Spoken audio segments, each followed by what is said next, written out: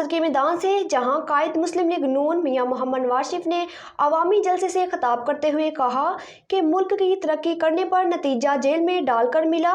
मुल्क को एटमी ताकत बनाने वाले को हथकड़ियां लगाते हैं। हम मुकामी वजीर आजम थे और ये नाकामी वजीर आजम थे।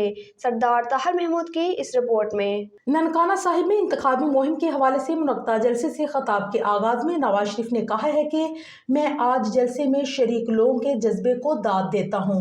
उनका कहना था कि आज इत्तेफाक से ठंड भी बहुत है, मुझे आप लोगों पर बहुत प्यार आ रहा है। ननकाना साहब ने आज के जलसे जैसा मंजर कहीं और नहीं देखा। आज मैं लाहौर से यहाँ मोटरवे पर आया हूँ। इस बात की खुशी हुई कि ये मोटरवे मैंने 2017 में बनाई थी। अगर मेरी हुकूमत ना जाती तो ये मोटरवे अब तक कराची पहुंच चुकी होती, लेकिन इस मुल्क के मुखालफिन ने ये मौका नहीं दिया। मेरे दिल को सुकून तब मिलेगा जब आपको सुकून मिलेगा, जब आपको महंगाई से निजात मिलेगी। पाकिस्तान के लोगों को इतनी तकलीफ में क्यों डाला गया? आपको तकलीफ में देखकर मुझे आपसे ज्यादा तकलीफ होती है। हमारे जमाने में दहशतगर्दी किसने खत्म की?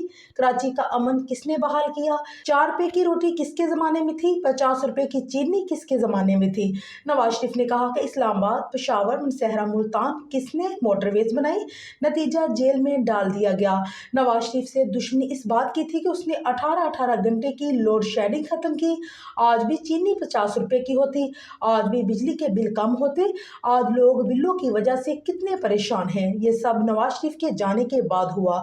नवाज शरीफ को 5 जजों ने मिलकर बेटे से तनख्वाह ना लेने पर बरतरफ किया, लेकिन फिर भी मेरी हिम्मत नहीं टूटी कि हम इस निज़ाम को बदलेंगे। अगर हमारा दौर चलता रहता और साजिश ना होती तो मैं दावे से कहता हूँ कि एक भी शख्स ननकाना साहब में बेरोजगार ना होता। उसको स्कूल होता, यूनिवर्सिटी होती, रोजगार होता, खुशहाल होते लोग, आटा सस्ता और बिजली भी कम कीमत में होती।